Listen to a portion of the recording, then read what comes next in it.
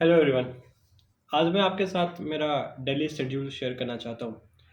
अगर आप मेरे बारे में जानना चाहते हो तो वीडियो का लिंक मैं डिस्क्रिप्शन में दे दूँगा। मैंने वहाँ पे सारी लाइफ जर्नी मैं शेयर की है। वैसे ग्रेजुएशन के बाद जैसे कि मेजॉरिटी को पता होगा 2019 में मैंने अपना ग्रेजुएशन कंप्लीट किया था। तो उसके बाद से 2020 वाला मेरा फर्स्ट अटेम्प्ट था।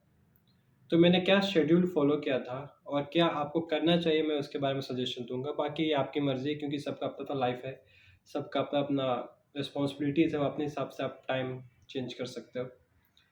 तो होता क्या था कि सुबह का जो शुरुआत होता था मेरे 4:30 बजे हो जाता था। सुबह 4:30 से 5:30 मैं रनिंग के लिए रखता था।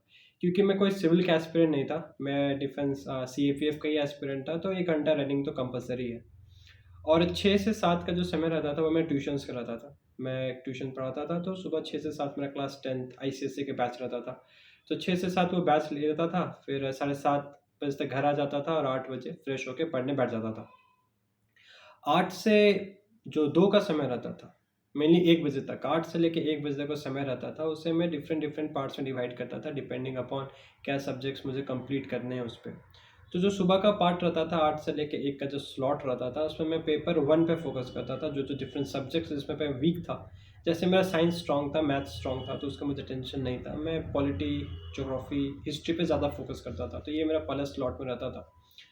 फिर 1 बजे से के बाद मैं खाना खाता था, फिर उसके बाद मैं ट्यूशन पढ़ाने के लिए चला जाता था। मेरा ट्यूशन सेंटर मेरे घर से करीब 2 किलोमीटर दूर है, तो वहाँ मैं जाता था।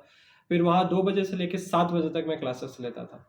बैचेस रहते थे, उनका क्लासेस लेता था। उसके बाद 7:30 बजे तक घर, 8 बजे तक खाना खा के पढ़ने बैठ जाता था। 8 से 10 का जो समय रहता था, वो मेरा मेनली पेपर 2 के लिए रहता था। पेपर 2 में ग्रामर हो गए या करंट अफ़ेयर्स हो गए, मैं उसको मेनली कवर करता था। और फिर यही मेरा शेड्यूल था जो कि मैंने 2019 से लेके एग्ज़ाम का फाइनल मतलब रिज़ल्ट जब तक आया, मतलब 2023 का रिज़ल्ट आने तक मैंने फ़ॉलो किया। मतलब 4 जनवरी को रिज़ल्ट आया था, तो 4 जन तक या फिर 3 जन तक बोल सकते हो मैंने उसे फ़ॉलो किया था। तो ये मेरा शेड्यूल था। अब बात आया आप क्या कर सकते हो? अभी देखो यहाँ पर 2 तरह के कैंडिडेट्स हैं।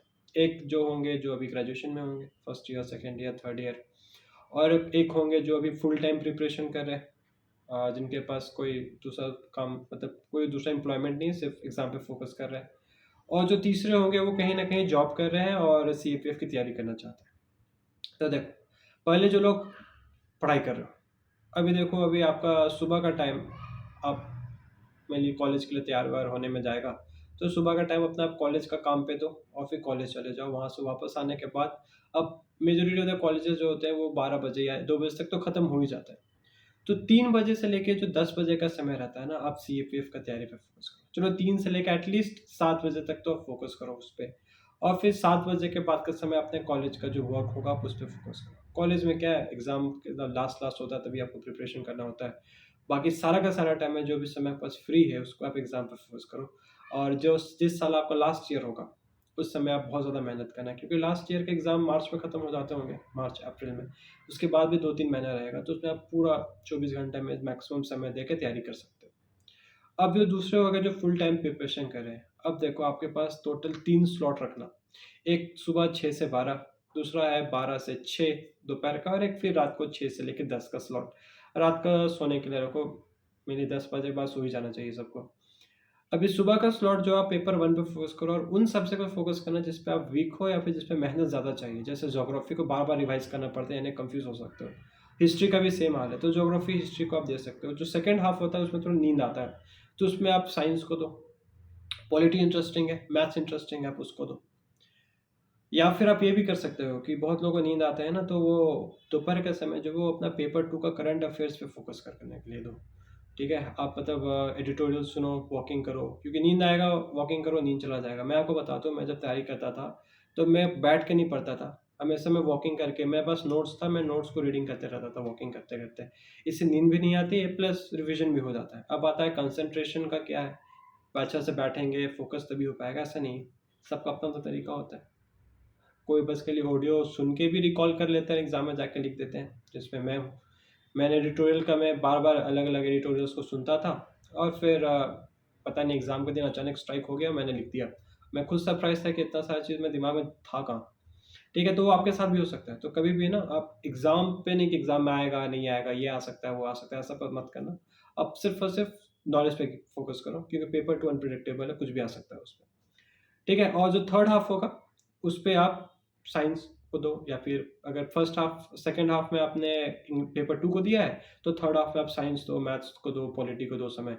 अगर आपने सेकंड हाफ़ में मैथ्स साइंस को दिया है, तो आप थर्ड हाफ़ में पेपर 2 को समय दो। क्योंकि पेपर 2 में भी ग्रामर है, कॉम्प्रिहेंशन है, प्रेशर राइटिंग है, बहुत सारा राइटिंग प्रैक्टिस तो करना पड़ेगा तभी जाके वो पॉसिबल है। अब जो थर्ड कैंडिडेट होते हैं, जो कि वर्किंग हो गए, जो काम कर रहे हैं। अभी देखो सबका वर्क शेड्यूल तो अलग-अलग होगा। मैं मान के चल रहा हूँ नॉर्मल 9 टू 5 का जॉब है, ठीक है? तो 8 बजे से तो आप लग जाओगे जाने में, आने में, 6 बजे तक तो ड्यूटी में ही चला जाएगा। उसके बाद भी हो सकता है, लेकिन मान के चलता हूँ 8 से 6 का समय आप ड्यूटी का काम कर रहे हो अपना वर्क में हो। तो उससे पहले का समय आप पढ़ाई पे दो अभी। रनिंग का उतना ज़रूरत नहीं है, मैं एग्ज़ाम निकलेगा फिर और समय रहता है रनिंग सब करने के लिए, ठीक है? और वहाँ से आने के बाद आप पढ़ाई करो। अब आपके ऊपर आप कितने ज़्यादा डेडिकेटेड हो इस एग्ज़ाम के प्रति, ठीक है? सुबह 5 बजे उठो, पढ़ाई करो 8 बजे तक, फिर फ्रेश हो, फिर अपना नौकरी के लिए निकल जाओ।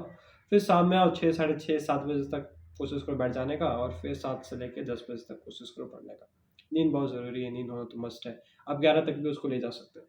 तो ये शेड्यूल आपको फ़ॉलो करना मेरे हिसाब से आप अगर 1 साल तक लगातार करते हो तो आप आराम से इस एग्ज़ाम को क्लियर कर सकते हो और एक चीज़ याद रखना, कभी भी ना बहुत लंबा मत सोचना, आप हमेशा स्टेप बाय स्टेप पढ़ना, 1 स्टेप एट अ टाइम कि आज मुझे ये पढ़ना है, बस आज पे फ़ोकस करो।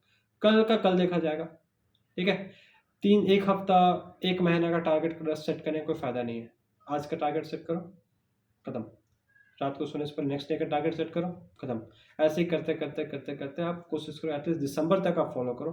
दिसंबर के बाद नया स्ट्रेटजी ज़रूर दूँगा आपको मैं, ठीक है? तब तक मिलते हैं नेक्स्ट वीडियो में किसी नेक्स्ट टॉपिक के साथ।